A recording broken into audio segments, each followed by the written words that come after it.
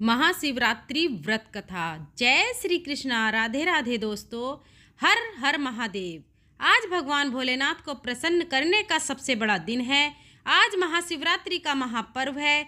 महाशिवरात्रि का व्रत करने से मनुष्यों के सभी दुखों और पीड़ाओं का अंत हो जाता है एवं समस्त मनोकामनाओं की पूर्ति होती है।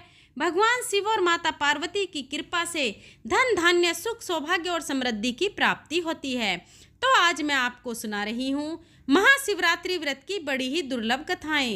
इन कथाओं को सुनने से ही महाशिवरात्रि का व्रत पूर्ण माना जाता है। तो आप लोग बड़ी ही श्रद्धा और प्रसन्नचित्त मन से भगवान शिव और माता पार्वती के चरणों का ध्यान करते हुए इन सभी कथाओं को पूरा अवश्य सुनिएगा और कमेंट में हर हर महादेव अवश्य लिखिए। एक बार चित्रभानु नामक एक शिकारी था। पशुओं की हत्या करके वह अपने कुटुंब को पालता था। वह एक साहूकार का ऋणी था, लेकिन ऋण समय पर ना चुका सकने पर क्रोधित साहूकार ने उसको शिव मठ में बंदी बना लिया। संयोग से उस दिन शिवरात्रि थी। बंदी रहते हुए शिकारी मठ में शिव संबंधी धार्मिक बातें सुनता रहा। वहीं उसने शिवरात्रि व्रत की कथा भी सुनी। संध्या होने पर साहूकार ने उसे बुलाया और ऋण चुकाने के लिए पूछा, तो शिकारी ने अगले दिन सारा ऋण चुका देने का वचन दिया। साहूकार ने उसकी बात मान ली और उसे छोड़ दिया। शिकारी जंगल में शिकार करने के लिए निकला, लेकिन दिन भर बंदी गृह में रहने के कारण भूख प्यास से व्याकुल था। सूर्यास्त होने पर वह एक जलाशय के समीप गया और वहां एक घाट के किनारे एक पेड़ पर पीने के लिए थोड़ा सा जल लेकर चढ़ गया, क्योंकि उसे पूरी उम्मीद थी कि कोई न कोई जानवर अपनी प्यास बुझाने के लिए यहाँ जरूर आएगा। वह पेड़ बेलपत्र का पेड़ था और उसी पेड़ के नीचे शिवलिंग भी था, जो सूखे बेल पत्रों से ढके होने के कारण दिखाई नहीं दे रहा था। शिकारी को उसका पता न चला। भूखा और प्यास से थका वह उसी मचान पर बैठ गया। मचान बनाते समय उसने जो टहनियाँ तोड़ी वे संयोग से शिवलिंग पर गिरी। इस प्रकार दिन भर भूखे प्यासे शिकारी का व्रत भी हो गया और शिवलिंग पर बेलपत्र भी चढ़ गए। एक पहर रात्रि बीत जाने पर एक गर्भिणी हिरणी तालाब पर पानी पीने पहुंची। शिकारी ने धनुष पर तीर चढ़ाकर जैसे ही प्रत्यंचा खींची, उसके हाथ के धक्के से कुछ पत्ते एवं जल की कुछ बूंदें नीचे बने शिवलिंग पर गिरी और अनजाने में ही शिकारी की पहले पहर की पूजा हो गई। हिरणी शिकारी से बोली, मैं गर्भिणी हूँ, शीघ्र ही प्रसव करूँगी। तुम एक साथ दो जीवों की हत्या करोगे, जो ठीक नहीं है। मैं अपने बच्चे को जन्म देकर शीघ्र ही तुम्हारे समक्ष प्रस्तुत हो जाऊंगी, तब तुम मुझे मार लेना। शिकारी ने प्रत्यंचा ढीली कर दी और हिरणी जंगली झाड़ियों में लुप्त हो गई। कुछ ही देर बाद एक और हिरणी उधर से निकली। शिकारी की प्रसन्नता का ठिकाना न रहा। समीप आने पर उसने धनुष पर बाण चढ़ाया। इस प्रकार कुछ बेलपत्र नीचे शिवलिंग पर जा गिरे और अन्यासी शिकारी के दूसरे पहर की पूजा भी हो गई। तब उसे देख हिरणी ने विनम्रता पूर्वक निवेदन किया कि मैं थोड़ी देर पहले ऋतु से निवृत्त हुई हूँ, कामोत्तर हिरणी हूँ, अपने प्रिय की खोज में भटक रही हूँ। मैं अपने पति से मिलकर शीघ्र ही तुम्हारे पास आ जाऊंगी। शिकारी ने उसे भी जाने दिया। 2 बार शिकार को खोकर वह चिंता में पड़ गया। रात्रि का आखिरी पहर बीत रहा था, तभी एक अन्य हिरणी अपने बच्चों के साथ उधर से निकली। शिकारी धनुष पर तीर चढ़ाकर छोड़ने ही वाला था कि हिरणी बोली, मैं इन बच्चों को इनके पिता के हवाले करके लौट आऊंगी। अब तुम मुझे मत मारो, तब मुझे मार देना, इस समय मुझे मत मारो। शिकारी हंसा और बोला, सामने आए शिकार को छोड़ दूं? मैं ऐसा मूर्ख नहीं। इससे पहले मैं 2 बार अपना शिकार खो चुका हूँ। मेरे बच्चे भूख प्यास से तड़प रहे होंगे। उत्तर में हिरणी ने कहा, जैसे तुम्हें अपने बच्चों की ममता सता रही है, ठीक वैसे ही मुझे अपने बच्चों की फिक्र है। इसलिए सिर्फ बच्चों के नाम पर मैं थोड़ी देर के लिए जीवन दान मांग रही हूँ। मेरा विश्वास करो, मैं इन्हें इनके पिता के पास छोड़कर तुरंत लौटने की प्रतिज्ञा करती हूँ। हिरणी का दीन स्वर सुनकर शिकारी को उस पर दया आ गई। उसने उस हिरणी को भी जाने दिया। शिकार के अभाव में बेल के वृक्ष पर बैठा शिकारी बेलपत्र तोड़ तोड़ कर नीचे फेंकता जा रहा था। उसके तीसरे पहर की पूजा भी अपने आप ही संपन्न हो गई। सूर्य उदय होने वाला था तो एक हष्ट पुष्ट हिरण उसी रास्ते पर आया। शिकारी ने सोच लिया कि इसका शिकार वह अवश्य करेगा। शिकारी की तनी प्रत्यंचा देखकर हिरण विनती स्वर में बोला, भाई, यदि तुमने मुझसे पूर्व आने वाली 3 हिरणियों तथा छोटे छोटे बच्चों को मार डाला है तो मुझे भी मारने में विलंब ना करो, ताकि मुझे उनके वियोग में एक क्षण भी दुख ना सहना पड़े। मैं उन हिरणियों का पति हूँ। यदि तुमने उन्हें जीवन दान दिया है तो मुझे भी कुछ क्षण का जीवन देने की कृपा करो। मैं उनसे मिलकर तुम्हारे सामने उपस्थित हो जाऊंगा। हिरण की बात सुनकर शिकारी ने सारी कथा हिरण को सुना दी। तब हिरण ने कहा, मेरी 3 पत्नियां जिस प्रकार प्रतिज्ञाबद्ध होकर गई हैं, वे मेरी मृत्यु से अपने धर्म का पालन नहीं कर पाएंगी। अतः जैसे तुमने उन्हें विश्वास पात्र मानकर छोड़ा है, वैसे ही मुझे भी जाने दो। मैं उन सब के साथ तुम्हारे सामने शीघ्र ही उपस्थित होता हूँ। उपवास, रात्रि जागरण तथा शिवलिंग पर बेलपत्र चढ़ने से शिकारी का हिंसक हृदय निर्मल हो गया था।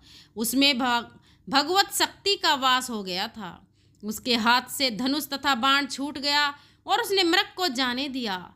थोड़ी ही देर बाद वह हिरण सपरिवार शिकारी के समक्ष उपस्थित हो गया ताकि वह उनका शिकार कर सके। किंतु जंगली पशुओं की ऐसी सत्यता, सात्विकता एवं सामूहिक प्रेम भावना देखकर शिकारी को बड़ी ग्लानि हुई। उसके नेत्रों से आंसुओं की छड़ी लग गई। उस मृग परिवार को मारकर शिकारी ने अपने कठोर हृदय को जीव हिंसा से हटाकर सदा के लिए कोमल एवं दयालु बना लिया। देवलोक से समस्त देव समाज भी इस घटना को देख रहे थे। उसके ऐसा करने पर भगवान शंकर ने प्रसन्न होकर तत्काल उसे अपने दिव्य स्वरूप का दर्शन कराया तथा उसे सुख समृद्धि का वरदान देकर गुहा नाम प्रदान किया। यही वह गुहा था जिसके साथ भगवान श्री राम ने मित्रता की थी। बोलिए श्री शंकर पार्वती भगवान की जय।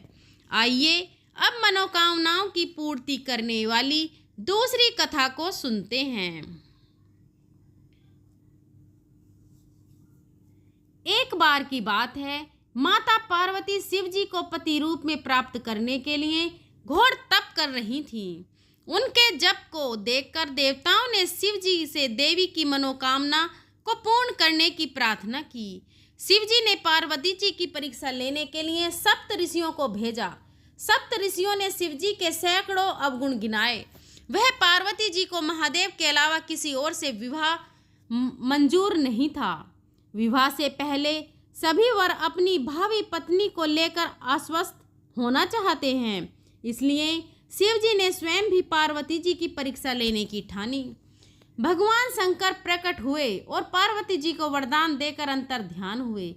इतने में पार्वती माता जहाँ तप कर रही थी, वहीं पास में तालाब में मगरमच्छ ने एक लड़के को पकड़ लिया। लड़का जान बचाने के लिए चिल्लाने लगा। पार्वती जी से उस बच्चे की चीख सुनी नहीं गई। द्रवित हृदय होकर वह तालाब पर पहुंची। वहां पहुंचकर देखती हैं कि मगरमच्छ लड़के को तालाब के अंदर खींच ले जा रहा है। लड़के ने देवी को देखकर कहा, मेरी ना तो माँ है, ना बाप है, ना ही कोई मित्र है। माता, आप मेरी रक्षा करें।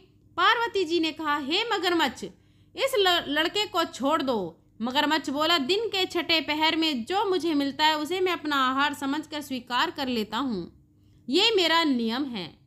ब्रह्मदेव ने दिन के छठे पहर इस लड़के को भेजा है, मैं इसे क्यों छोड़ूं? पार्वती जी ने विनती की, तुम इसे छोड़ दो, बदले में तुम्हें जो चाहिए वह मुझसे कहो।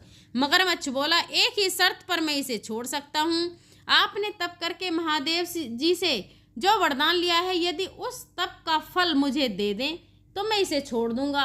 पार्वती जी तुरंत तैयार हो गईं। उन्होंने कहा, मैं अपने तप का फल तुम्हें देने को तैयार हूँ, लेकिन तुम इस बालक को छोड़ दो। मगरमच्छ ने समझाया, सोच लो देवी, जोश में आकर संकल्प मत करो। हजारों वर्षों तक जैसा तप आपने किया है वैसा देवताओं के लिए भी संभव नहीं है। उसका सारा फल इस बालक के प्राणों के बदले चला जाएगा। पार्वती जी ने कहा, मेरा निश्चय पक्का है। मैं तुम्हें अपने तप का फल देती हूँ, तुम इसको जीवन दे दो। मगरमच्छ ने पार्वती जी से तप दान करने का संकल्प कराया। तप का दान होते ही मगरमच्छ को देह तेज से चमकने लगा।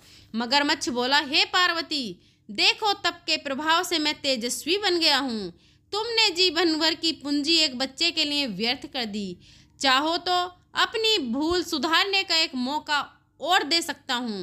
पार्वती जी ने कहा, हे मगरमच्छ, तब तो मैं पुनः भी कर सकती हूँ, किंतु यदि तुम इस लड़के को निगल जाते तो इसका जीवन वापस नहीं मिल सकता था। देखते ही देखते वह लड़का अदृश्य हो गया। मगरमच्छ भी लुप्त हो गया। पार्वती जी ने विचार किया, मैंने तप तो दान कर दिया है, अब पुनः तप आरंभ करूंगी। पार्वती जी ने फिर से तप करने का संकल्प किया। भगवान सदा शिव फिर से प्रकट होकर बोले, पार्वती, भला अब क्यों तप कर रही हो? पार्वती जी ने कहा, प्रभु, मैंने अपने तप का फल दान कर दिया है। आपको पति रूप में पाने के संकल्प के लिए मैं फिर से वैसा ही घोर तप करके आपको प्रसन्न करूंगी। महादेव जी बोले, मगरमच्छ और लड़के दोनों रूपों में मैं ही था। तुम्हारा चित्त प्राणी मात्र में रमने सुख दुख का अनुभव करता है या नहीं, इसकी परीक्षा लेने के लिए मैंने यह लीला रची थी। अनेक रूपों में दिखने वाला मैं एक ही हूँ। मैं अनेक शरीरों से अलग निर्विकार हूँ। तुमने अपना तप मुझे ही दिया है, इसलिए अब और तप करने की कोई ज़रूरत नहीं है। देवी ने महादेव को प्रणाम कर प्रसन्न मन से विदा किया। बोलिए शंकर पार्वती भगवान की जय। आइए अब मनोकामनाओं को पूरी करने वाली दूसरी कथा को सुनते हैं।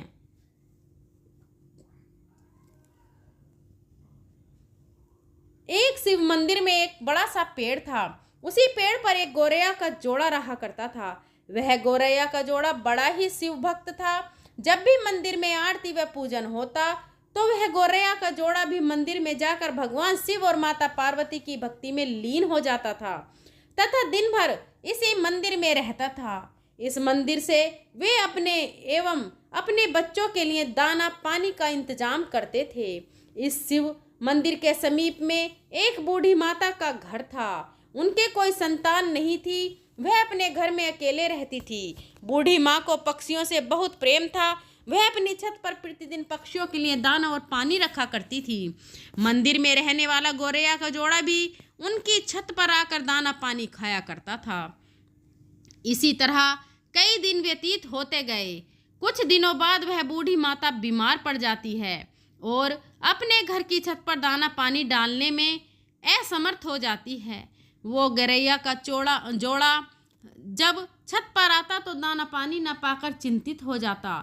बूढ़ी माता की देखभाल करने वाला कोई भी नहीं था। उनका स्वास्थ्य दिन प्रतिदिन बिगड़ता चला गया और एक दिन उनकी मृत्यु हो जाती है। गौरैया का जोड़ा प्रतिदिन छत पर आता, लेकिन दाना पानी न देखकर गौरैया का जोड़ा बूढ़ी माता को पूरे गांव में ढूंढता है, किंतु उनकी बूढ़ी माता कहीं नहीं मिलती हैं। तब माता गौरैया अपने पति से कहती है कि हमें बूढ़ी माता के घर के अंदर चलकर देखना चाहिए कि आखिर बूढ़ी माता कहाँ गई। जब गौरैया का जोड़ा घर के अंदर जाता है तो बूढ़ी माता वहाँ पर लेटी होती हैं। उनके शरीर में कोई भी हलचल नहीं होती है। नर गौरैया अपनी पत्नी से कहता है, बूढ़ी माता अब इस दुनिया में नहीं रही। यह देखकर गौरैया का जोड़ा बहुत दुखी होता है। फिर वह दोनों वहाँ से चले जाते हैं और शाम के समय जब शिव मंदिर में आरती होती है तो वह दोनों वहाँ जाकर भगवान शिव की आराधना करते हैं। वे दोनों दाना पानी कुछ भी ग्रहण नहीं करते हैं और भगवान शिव की तपस्या में लीन हो जाते हैं। इस तरह तपस्या करते करते कई महीने बीत जाते हैं। उनकी भक्ति और आराधना से भगवान शिव अत्यंत प्रसन्न हो जाते हैं और गौरैया के जोड़े को दर्शन देते हैं और शिव जी कहते हैं कि तुम दोनों ने पक्षी की योनि में होकर भी मेरा बहुत बड़ा तप किया है। मैं तुम्हारी भक्ति से अत्यंत प्रसन्न हूँ। मैं तुम्हें वचन देता हूँ कि तुम मुझसे जो भी मांगोगे मैं तुम्हें दूंगा। इस पर गौरैया का जोड़ा भगवान भोलेनाथ से कहता है कि हे प्रभु, इस मंदिर के पास जो बूढ़ी माता रहती है उन्हें आप फिर से जीवित कर दीजिए। भगवान शिव कहते हैं कि यह तो प्रकृति के नियम के खिलाफ है, यह कैसे हो सकता है। तब गौरैया का जोड़ा कहता है कि हे भोलेनाथ, हे प्रभु, आपने हमें वचन दिया है कि हम लोग जो मांगेंगे वह आप हमें देंगे। इस पर भगवान शिव चिंता में पड़ जाते हैं और फिर कहते हैं कि मैं अपने वचन और तुम्हारे हट के कारण विवश हो गया हूँ। और भगवान शिव बूढ़ी माता को फिर से जीवित कर देते हैं।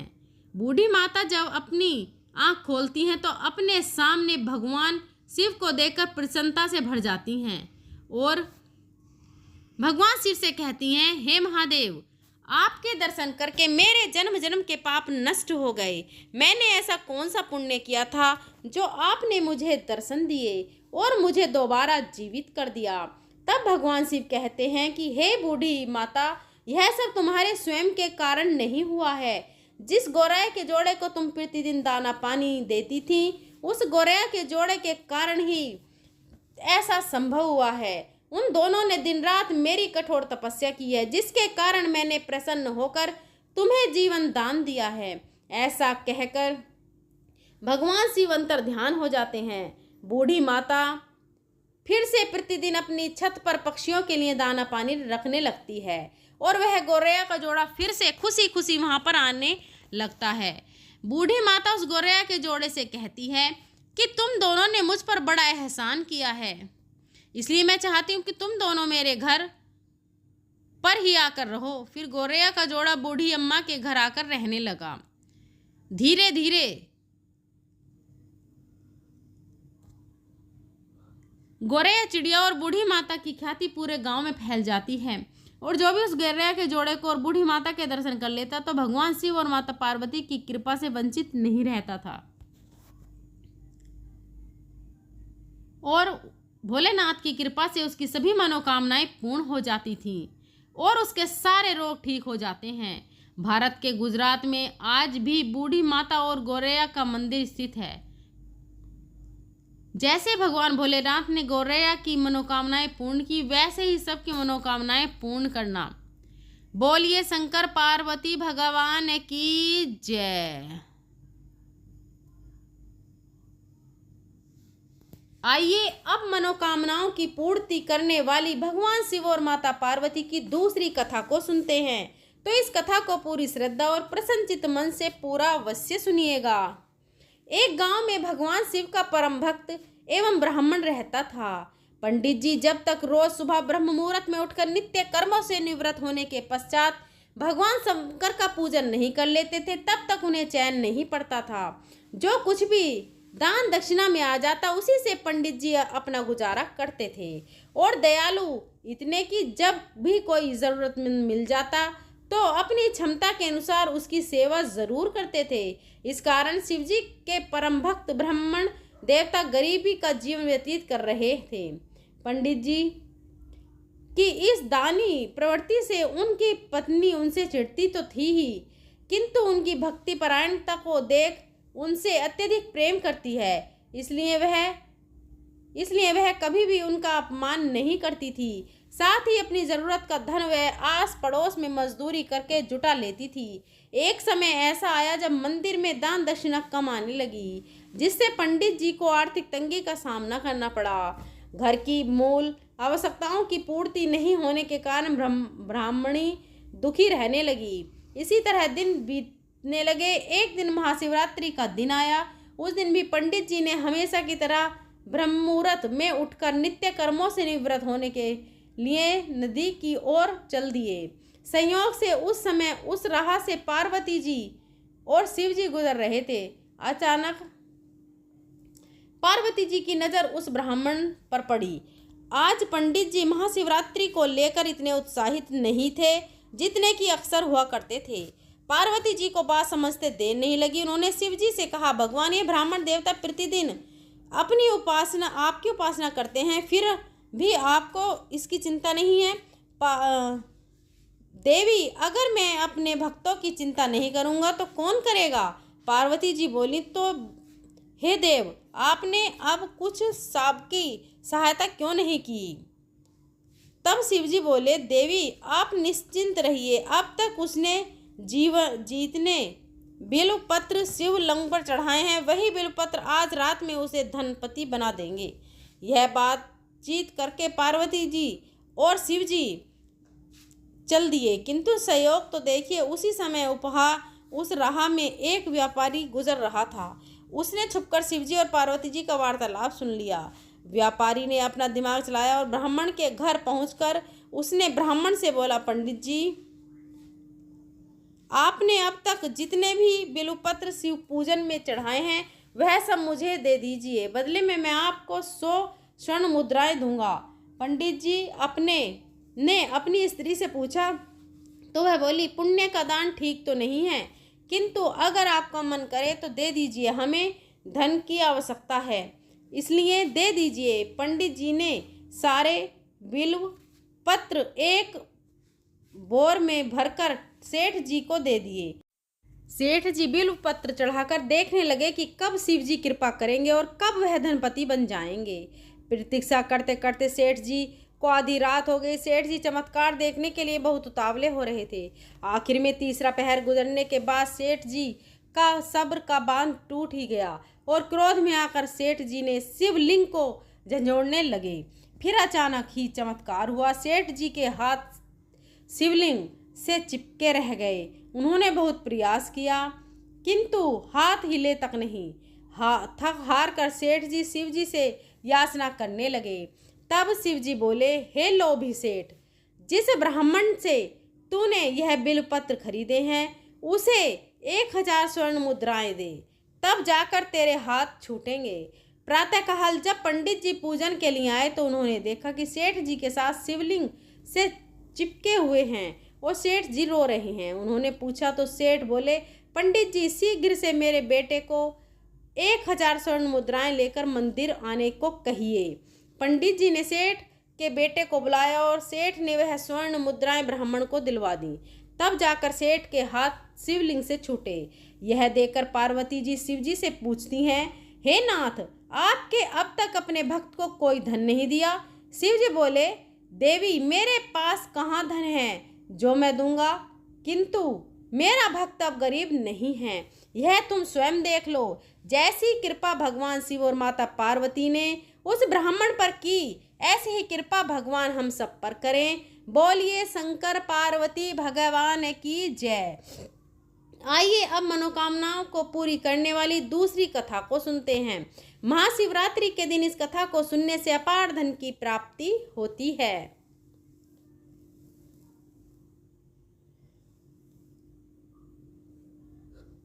एक बार की बात है, रावण ने कुबेर को लंका से निकाल दिया और कुबेर को मुख्य भूमि की ओर पलायन करना पड़ा। अपना राज्य और प्रजा को खोने की निराशा में उन्होंने शिव जी की पूजा करनी शुरू की। एक शिव भक्त बन गए। भगवान शिव जी ने दया भक्त दिखाते हुए अन्य राज्य और राज्य का सारा धन दे दिया। इस तरह कुबेर जी संसार के सबसे अमीर व्यक्ति बन गए। धन मतलब कुबेर, यह कुछ इस प्रकार देखा जाने लगा। कुबेर शिव जी की महान भक्त बन गए, परंतु जब भक्त को यह लगने लगा कि वह सबसे महान भक्त है तो समझ जाएं कि सब खोने वाला है। कुबेर को लगने लगा कि वह शिव को इतना कुछ अर्पित करते हैं तो वे एक महानतम भक्त हैं और बेशक शिव जी ने चढ़ावे में विभूति के अलावा कुछ भी नहीं छोड़ा हो, पर कुबेर खुद को महान समझने लगे क्योंकि वे शिव जी को इतना कुछ चढ़ावे के रूप में भेंट करते थे। एक दिन कुबेर शिव जी के पास गए और कहा, मैं आपके लिए क्या कर सकता हूँ, मैं आपके लिए कुछ करना चाहता हूँ। शिव जी ने कहा, तुम मेरे लिए क्या कर सकते हो, कुछ भी नहीं, क्योंकि मुझे किसी चीज़ की आवश्यकता ही नहीं है, मैं ठीक हूँ। परंतु मेरा बेटा, उन्होंने गणपति जी की ओर इशारा करते हुए कहा, यह लड़का हमेशा भूखा रहता है, इसे अच्छे से भोजन करा दो, यह तो अत्यंत सरल है। कहकर कुबेर जी गणपति जी को अपने साथ भोजन के लिए ले गए। उन्होंने गणपति जी को खाना खिलाना शुरू किया और वे खाते गए और खाते ही गए। कुबेर ने सैकड़ों रसोइयों की व्यवस्था की और प्रचुर मात्रा में खाना बनवाना शुरू किया। उन्होंने यह सारा भोजन गणेश जी को परोसा और वे खाते ही रहे। कुबेर चिंतित हो उठे और कहा, रुक जाओ, अगर तुम इतना खाओगे तो तुम्हारा पेट फट जाएगा। गणपति जी ने कहा, आप उसकी चिंता मत करो। देखिए, मैंने एक सांप को एक कमर पेटी के रूप में बांध रखा है, तो आप मेरी पेट की चिंता ना करें। मुझे भूख लगी है, मुझे खाना खिलाएं। आप ही ने कहा था कि आप मेरी भूख मिटा सकते हैं। कुबेर ने सारा धन खर्च कर दिया। कहते हैं कुबेर ने दूसरों से भी भोजन मंगवा के गणेश जी को खिलाया। गणपति जी ने सारा भोजन खाने के बाद भी कहा, मैं अभी भी भूखा हूँ, मेरा भोजन कहाँ है। तब कुबेर को एहसास हुआ। उन्होंने शिव जी के सामने झुककर कहा, मैं समझ गया, मेरा धन आपके सामने एक तिनके के समान भी नहीं है। जो आपने मुझे दिया उसी का कुछ अंश आपको वापस देकर मैंने खुद को एक महान भक्त समझने की गलती की और इस क्षण के बाद मेरा अहंकार टूट गया। यह कहकर उन्होंने भगवान शिव की जय जयकार की। बोलिए गणेश जी महाराज की जय। बोलिए श्री शंकर पार्वती भगवान की जय। हर हर महादेव। अगर वीडियो पसंद आई हो तो हमारे चैनल को सब्सक्राइब करें, वीडियो को लाइक करें और अपनी फ्रेंड और फैमिली में शेयर करें। अगर मेरे बोलने में कोई त्रुटि हो तो मुझे क्षमा करें। मिलते हैं अगली वीडियो में। धन्यवाद।